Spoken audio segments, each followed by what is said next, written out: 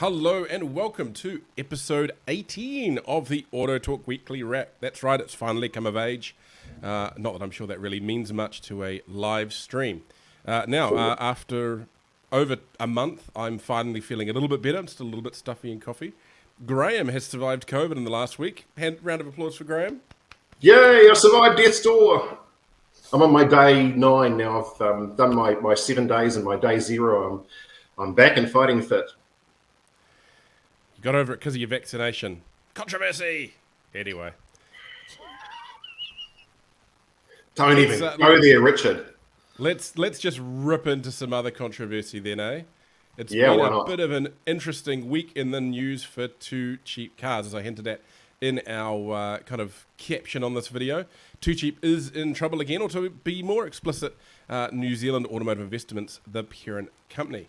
A statement published on the NZX this week confirmed that all non-executive board members and a co-founder at New Zealand Automotive Investments have resigned. Charles Bolt, Tim Cook, Tracy Roswell, and Eugene Williams were named as those that have resigned.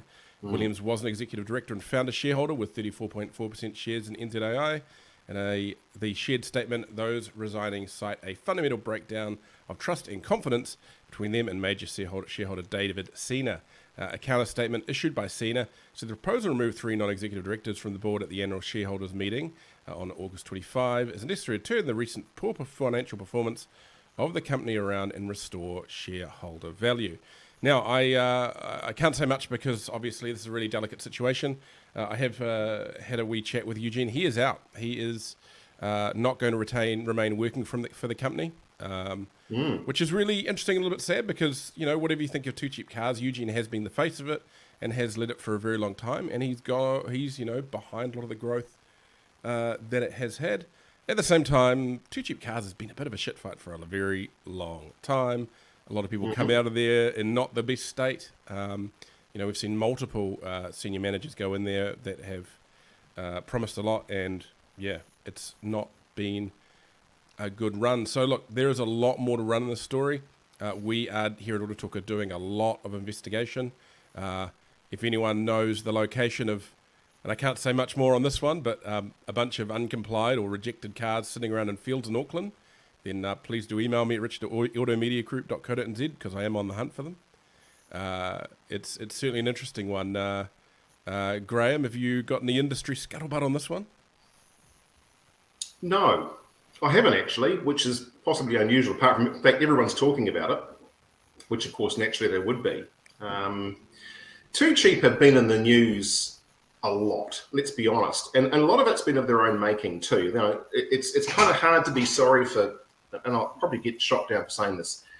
It's hard to be too sorry for them when they've made it their business over the last decade to be in the news and as much controversy as possible. And I can think back to various scenarios over the years where they've had quite sort of touch point advertising campaigns that deliberately poke the bear at the industry, at industry players. And you're right, Richard, there's been relationships that have ended up in a fairly toxic state all over the place in the Too Cheap Cars, which is what it is, of the past. And so this is not necessarily really a surprise or a revelation or anything particularly different in the whole Too Cheap Cars story. And, you know, maybe I'm going to get sued tomorrow for saying that, I don't know. But is it a surprise to the trade? No.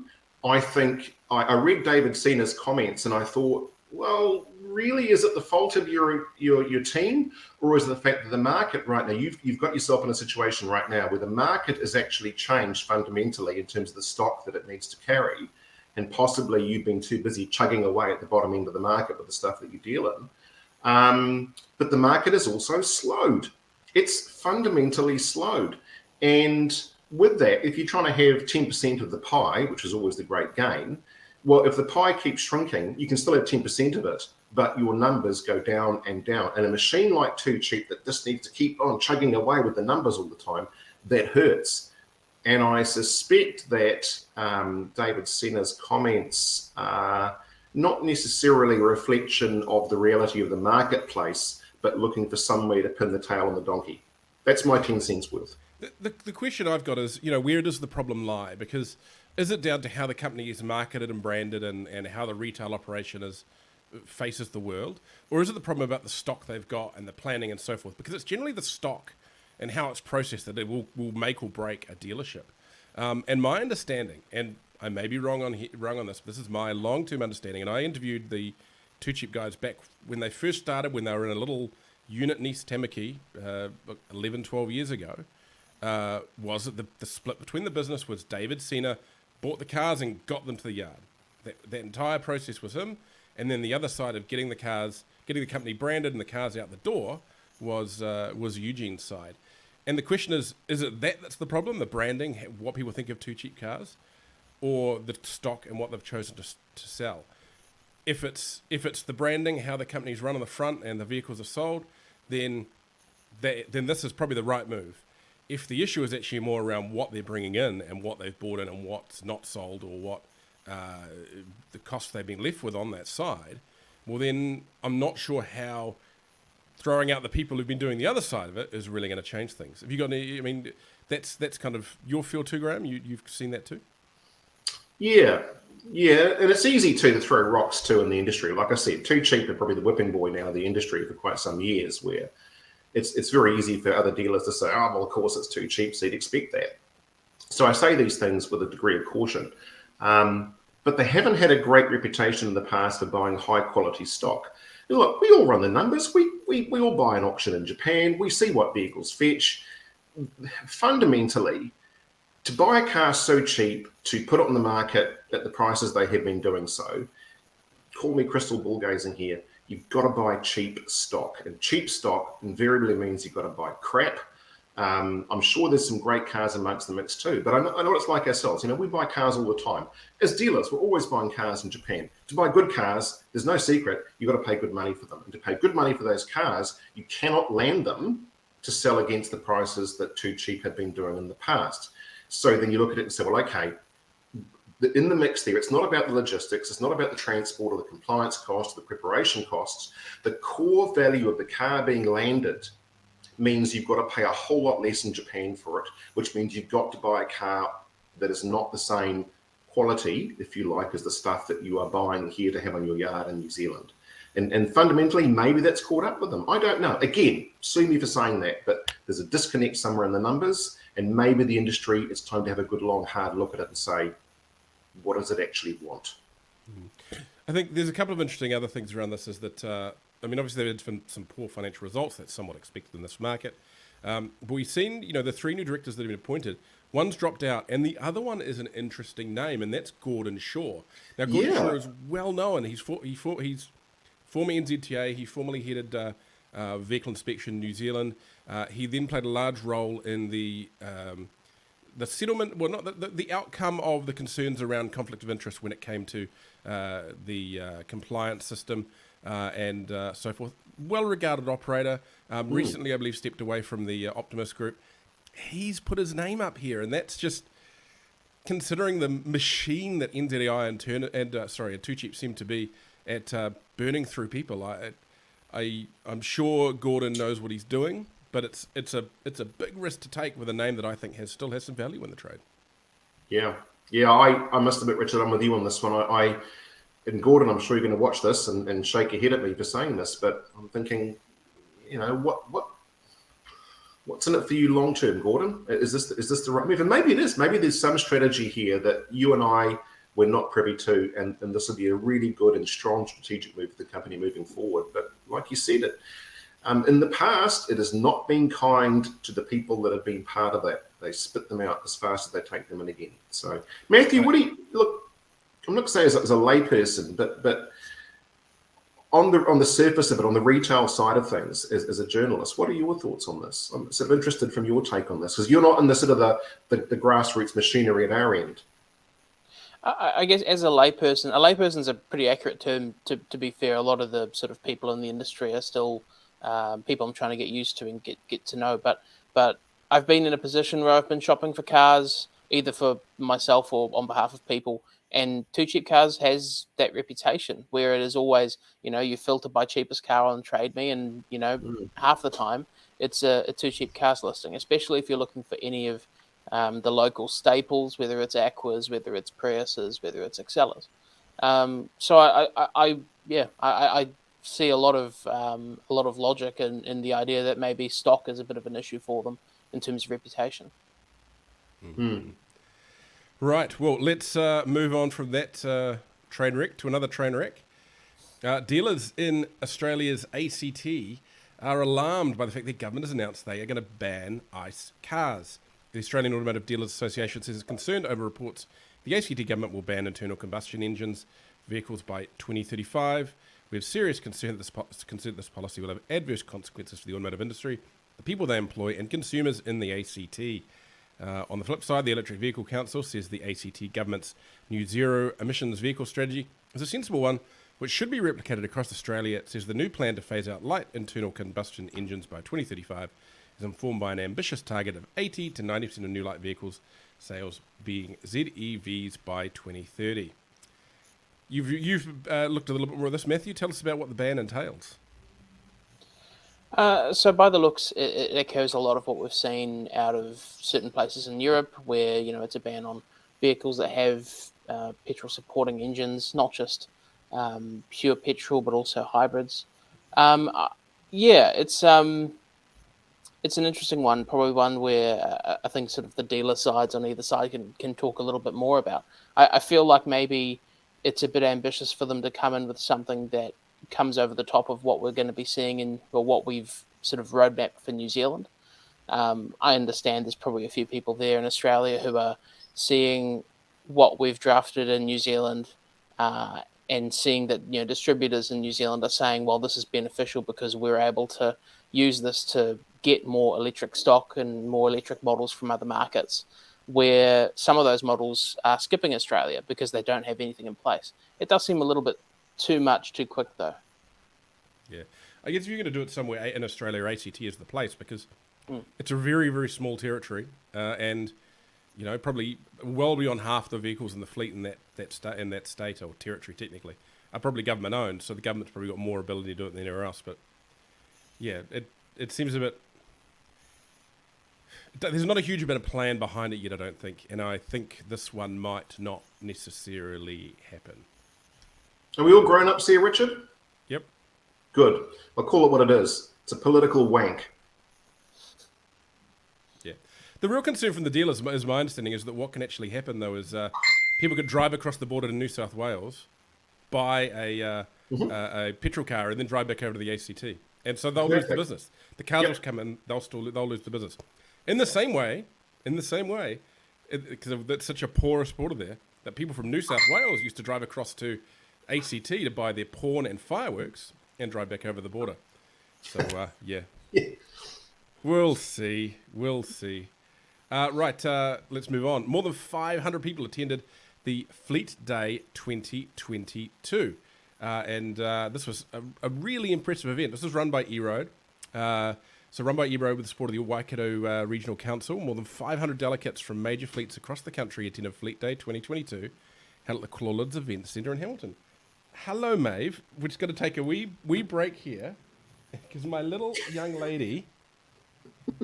Hello. Oh. Hey, Maeve. Go see your mama. Bye-bye. We turned into a family show again. Yeah, that's right. Let's get back to where massive event at Field Days, super well put together. That was great.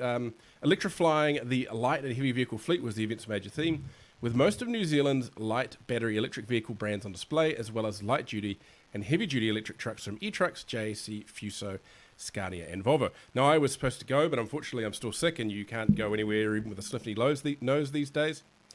So I was actually going to drive down an electric JAC truck, one of the first two to arrive in the country.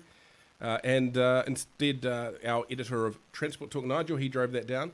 There will be a story on that and the event in next week's Fleet Talk magazine, and we'll have some on AutoTalk as well. And you can jump online at the moment to AutoTalk and go check out some pictures and some words from the day. Such a great day and just such huge interest. It just shows how much the fleet market is really looking at getting into electric vehicles, and of course what goes into the fleet market trickles down into the used vehicle market. Now, on the schedule here, put in what is E-Road.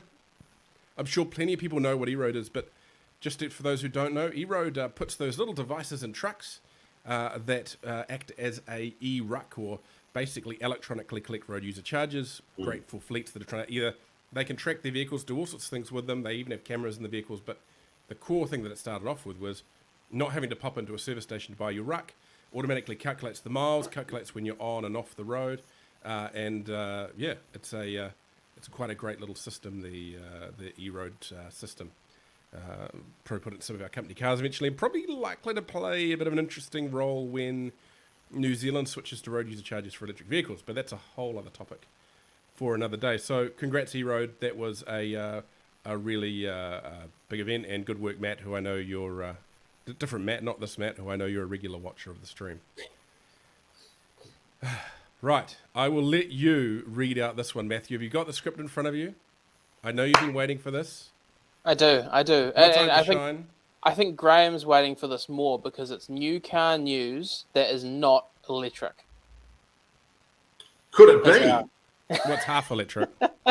Yeah, that's true. Yep. So there's new car updates this week. Honda's unveiled the new Civic Type R, and Ford New Zealand on the other side has confirmed that the Mustang Mach-E is going to be coming to New Zealand. So on the Honda side, Honda has revealed its new Civic Type R, confirming that it will be sticking to a familiar formula. The next-gen Type R will make use of an updated version of the same K20-based turbocharged four-cylinder petrol engine as the outgoing model, paired to a 6-speed manual, no automatics just yet, and front-wheel drive. Ford, meanwhile, it's confirmed that the Mustang Mach-E is going to be coming to New Zealand in 2023, early 2023, they say.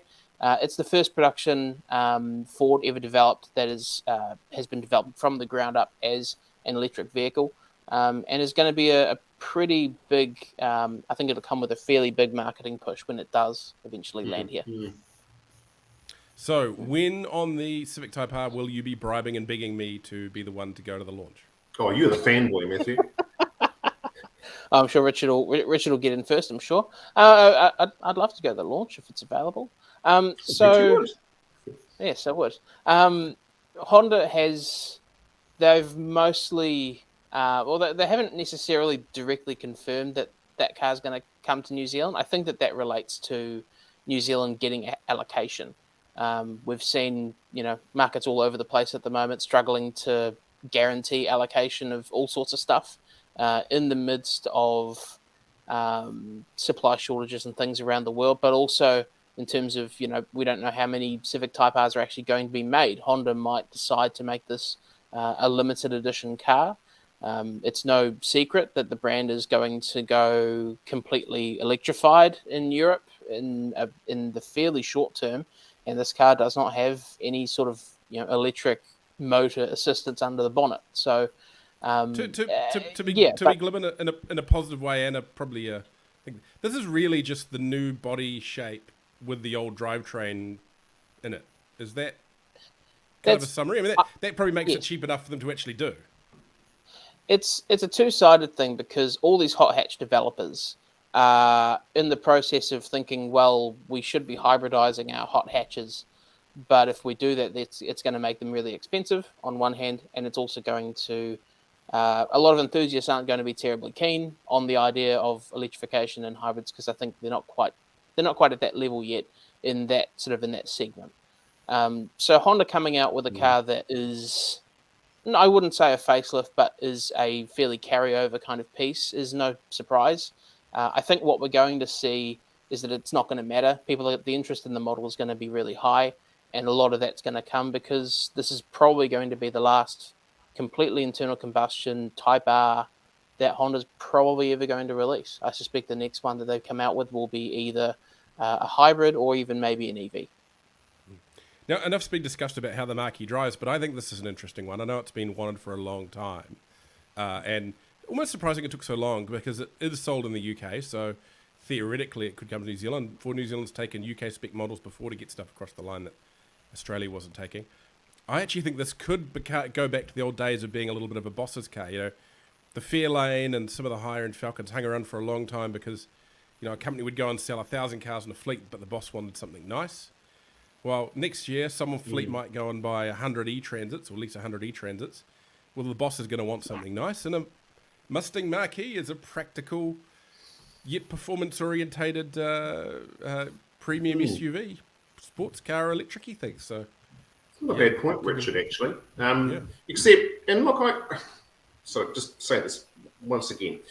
I do like electric vehicles. Play in them, get involved in them, got no issue with them whatsoever. So I just say this right now, okay? You are deeply in love with the LDV E-Deliver 9. We know this. Yeah, I was. Yes, I was. Good point. However, stop calling it a Mustang, okay? That's my issue with it. Call it whatever you like. Call it a marquee. Call it a lipstick on a pig. Doesn't matter. It's not a Mustang. I'm, losing my hair, grey, all that sort of stuff. Remember, Mustangs were cool and things like that. I think that there's a great opportunity to call it something else to acknowledge the fact that the market's changing, that it's moving, it's a new product, it's a new exciting product. I just think it was I thought it was a poor move on behalf of Ford to try and somehow call it something that it isn't, and it isn't clearly. And it's not about whether it's electric or not. It's not a two-door sports car or a two-door convertible. It isn't. It's got no relation to that whatsoever. Call it something else. It can be a really good something else. Call it a marquee. Just don't call it a Mustang. I'd like it noted, and I'd have to do a little bit of a listen back here, but I think the only person to call it a Mustang today has been you. We've been calling it a marquee. No, Matthew called it a Mustang in his press release. Matthew, maybe at the start. I think I did. Yes, I did. I called it a marquee. But anyway. Ford's counter to all of this would be to simply chuck a bunch of papers in front of you, Graeme, and say, look at how many we've sold. Regardless of, I think I also kind of don't love the name, but regardless of that, they have sold extremely well. Well, not extremely well, but fairly well in North America and Europe. I think in North America, that was the second most popular EV last year behind something Tesla made. So, it's doesn't matter too much in the market at the end of the day. To be honest, it's not really the Ford I want in New Zealand. And this will be terrible because people know me as very much an EV proponent. And maybe if these other cars came in EV, they would be even better. But I think we're missing a lot in not having the Bronco, both Broncos, the proper off-road Bronco and the kind of Bronco Sport. I think Good luck with that. They can't make them in America, let alone get them here. The Bronco you're right about, but the Bronco Sport is basically a glorified Ford Escape. And I think the Bronco Sport, even if it was named an Escape, would sell way better in New Zealand than the current Escape. And I believe there's a plug-in hybrid version of that as well. I think it's a way better looking car. I think it's a way better suited car in New Zealand. And the other vehicle I think would do great here is the Maverick. I think the Maverick would sell like hotcakes in New Zealand.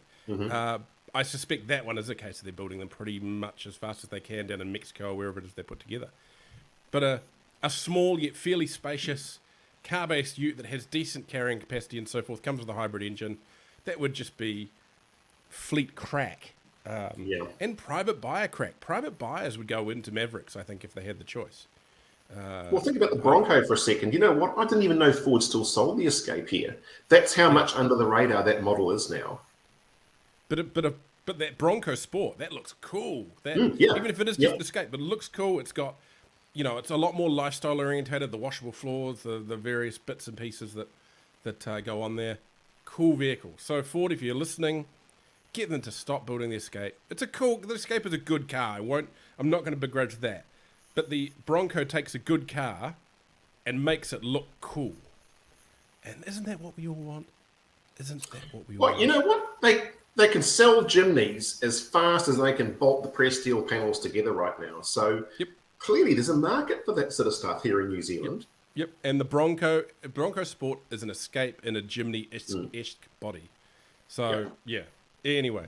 Now, on to sad news.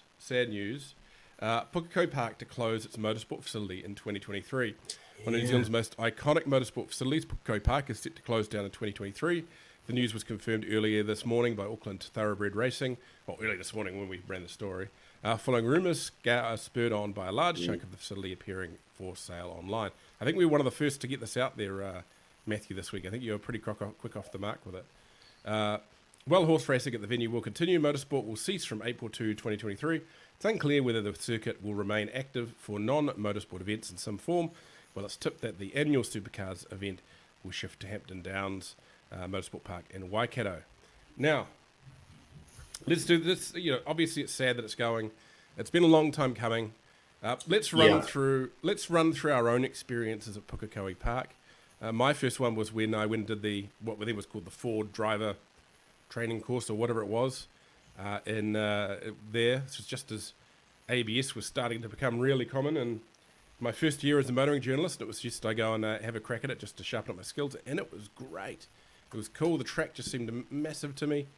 And then not long after, speaking of Mustangs, I got to go out there and blast around in Ford Mustangs and all sorts of stuff there. And I've done that a few times. Just such a cool, big, open, fast track that I don't think anything in New Zealand really feels like it has the scale of Pukekohe Park, even though it's not necessarily I think Highlands probably feels a little bit bigger these days, but such a cool place. But yeah, it is. It's iconic. By golly, terrible to work at. I got put off shooting motorsport by having to shoot a supercars around there. It was just horrific, and never again. Graeme, you must have been there to view a few things as a kid. Yeah, actually, what I did too, because I've actually got a whole lot of photos taken when I used to visit down there in the 80s, showing my age here now a little bit, and watch, all the various heroes of the day racing. I used to follow the touring car series back in the days, and I used to, carry my camera and take all these different photos in different places. I had my first motorsport experience there. I had a DR30 Skyline, which I took with Northern Sports Car Club track day around the track circuit, and spent a happy, glorious day fanging this thing around there as fast as I could possibly go. It was like a boat. I mean, every corner was oversteer, and that sort of just whetted my appetite for competitive motorsport. And then some years later, when Nick first imported the famous GTR, we had it at a track day, actually Performance Car Magazine track day. And this thing at that stage was basically it was lion taming. And Nick was driving this thing. We're pulling close to 300 k's an hour on this thing down the back straight before the chicane. And it really was. It was lion taming. You felt like you were just in charge of this barely uncontrolled monster on a circuit that was in a leap out and bike to at every turn, coming over the top of the hill and barely under control. What a magnificent place where the circuit, you had to tame the circuit to get your car around. When Hampton Downs, Highlands, all those different circuits, they're wonderful circuits, but they're built for motorsport with all those safety factors built into Pukekohe. Like, you had to have cojones the size of basketballs to properly drive a car around there, and I'm sad it's going. You're muted, Richard. Yeah, you're muted, Richard. Sorry, I didn't want anyone to have to hear me blowing my nose. Matthew, you're... As our it would have been my first circuit racing experience. I went to that 2001 Supercars event that they held there, the first championship round there, and I think I've been to each round there, bar one, each year since. That 2001 one was probably the one that put me off photographing motorsport. It's different. It's harder to shoot there now, Richard. It's the whole thing is cage fencing all the way around. But I remember we would get there. This was in the days before they had the bridge over the track. So in order to get a spot on the infield, you'd get there at the beginning of the day. Then you'd be landlocked for the whole day, and only be able to leave, once all the racing was finished. So we would get there at 4 a.m. Would be just about at the front of the queue, and we'd cordon off. The family, about 8 of us, would cordon off our own one little area at the kink between the hairpin and the front straight, where the cars sort of reach max compression and squat and all that sort of thing. This was before the big screen was even a thing. Smuggled in fried egg, bacon and eggs in the morning and fried them up and had breakfast as the sun rose. It's gonna be hard to go there for that final supercar race. There'll be other racing. The track's open till I think it's April next year. Then it will close. I think one of the things that I'm probably most sad about is that the track is as good now as it's ever been in terms of presentation, in terms of preparation, how it looks. Pukekohe has had a reputation in the past for being a bit of a downtrodden circuit. It's had flooding issues and all sorts of things in the past. Terrible food. It looks Terrible it looks $1 million today, Yeah. and the catering's gotten a lot better. It's as good a track as it's ever been before, and that's probably the suckiest thing out of all of it. You know, but it's the end of something in its prime. I'm not sure if there's any other tracks that, if they still do it today there, or if there's any other tracks that can do it, but I think it's the only track in New Zealand I've been to where they could bring in spectators on a train to the back. There was a sighting there for a while. They were bringing in spectators on a train to the track itself. Yeah, they're still offering that today as well. I think you might be right there, Richard. Yeah, such a sad loss. Well, look, on that sad note, let's wrap this up. Don't forget to go and like and subscribe and all that kind of stuff. Please do go to LinkedIn and follow the AutoTalk page. We are wanting to move this across from my LinkedIn page to the AutoTalk page eventually. But at the moment, there's way more on my one because I spent too long building my own rather than doing what I should have and building the brand one. Yeah, don't forget to make sure you're not signed up for our email alerts, which you probably are. Go do that. And keep watching autotalk.co.nz for more great news. And also check out Fleet Talk, EVs and Beyond, and Transport Talk. We've got a whole pile of other stuff on there. Right, everyone go off and enjoy your weekends. Graeme, I know you're very busy because everyone's off with COVID. Yeah, Matthew, I'm going to sit back and wait to get sued for my comments today. Oh, that's not going to happen. Probably more likely you'll get offered a role on the board. He needs someone. And on that bombshell,